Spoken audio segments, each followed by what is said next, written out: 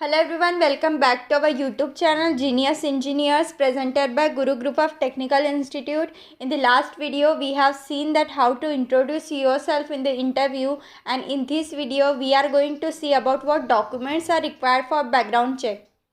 आज का हमारा वीडियो होने वाला है TCS बैकग्राउंड चेक डॉक्यूमेंट के लिए आपके पास कौन कौन से डॉक्यूमेंट्स होने चाहिए, तो चलिए देखते हैं। So these are the background check requirement document. First आपके पास 10th की मार्कशीट होनी चाहिए या फिर बोर्ड सर्टिफिकेट होना ज़रूरी है, ये एक कंपलसरी डॉक्यूमेंट है। उसके बाद आपके पास 12th की मार्कशीट या फिर बोर्ड सर्टिफिकेट होना चाहिए। और अगर आपने 10th के बाद 12th नहीं की है, कोई डिप्लोमा कोर्स किया है, तो आपको डिप्लोमा सेलेक्ट करके all marksheet diploma completion certificate upload कर देना होगा।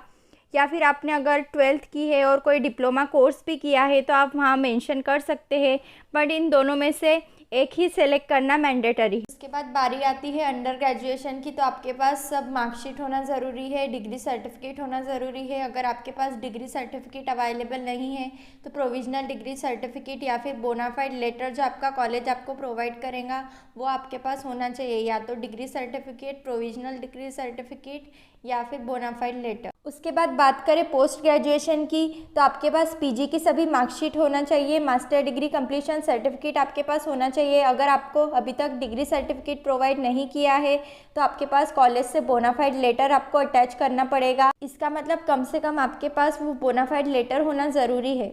उसके बाद आपको बर्थ सर्टिफिकेट अपलोड करना पड़ेगा। उसमें आप चेक कर ले कि आपका जो नाम लिखा है इंग्लिश में वो मिसस्पेल तो नहीं हुआ है या फिर मिस्टेकनली गलत लिखा गया है, वो आप चेक कर ले। या वो आपके पास अवेलेबल नहीं है तो 10th का सर्टिफिकेट आपको अपलोड करना पड़ेगा या फिर पासपोर्ट कॉपी आपको अपलोड करना पड़ेगी।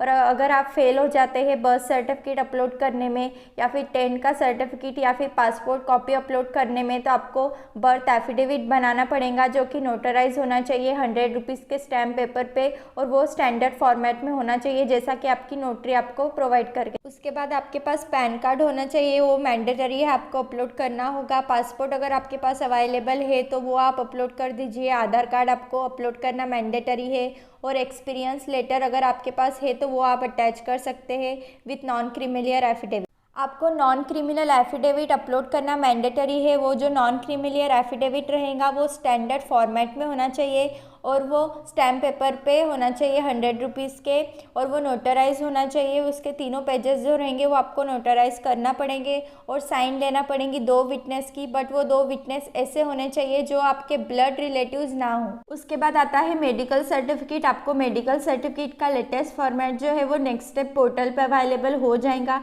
आपको उसकी कलर प्रिंट निकाल लेनी है और आपका पासपोर्ट साइज फ़ोटोज़ पे लगा लेना है। फिर आपको किसी एलोपैथिक या MBBS या फिर किसी अबो कैटेगरी के डॉक्टर के पास जाके चेकअप करवा लेना है।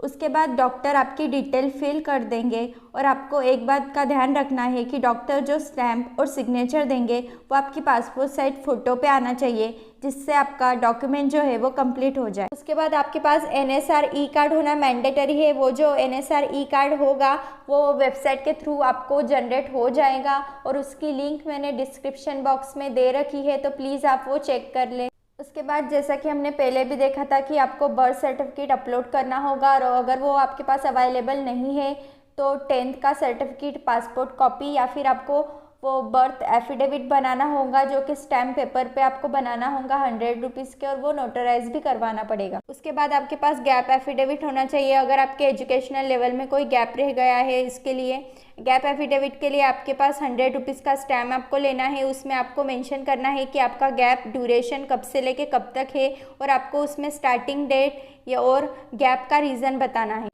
बाकी के ये सब डॉक्यूमेंट आपके लिए ऑप्शनल है, जैसे कि voter ID, but voter ID के लिए आपको अप्लाई कर देना है। ड्राइविंग लाइसेंस आपको होना ज़रूरी है, और अगर आपके पास ड्राइविंग लाइसेंस नहीं है तो आपके नियरेस्ट ड्राइविंग स्कूल में जाके उसके लिए अप्लाई कर देना है। आपके पास बैंक पासबुक होना ज़रूरी है। अगर आपका सिलेक्शन हुआ है तो आपको अभी अप्लाई कर देना है। जिसके पास बैंक अकाउंट है वो लोग अपना अकाउंट सैलरी अकाउंट में कन्वर्ट करवा लीजिए, क्योंकि ज्वाइनिंग के बाद आपको आपका अकाउंट नंबर वहाँ देना पड़ेगा, तब तक आपका सैलरी अकाउंट जो है वो जनरेट हो जाना चाहिए। और अगर आपको आपका जो बैंक अकाउंट है वो कन्वर्ट नहीं करवाना है सैलरी अकाउंट में, तो आप डायरेक्टली सैलरी अकाउंट भी बनवा सकते हैं। सैलरी अकाउंट के लिए आपको ऑफर लेटर की जेरॉक्स देनी पड़ेगी या फिर आपका आधार कार्ड पैन कार्ड की जेरॉक्स लगा के आप सैलरी अकाउंट बनवा सकते हो।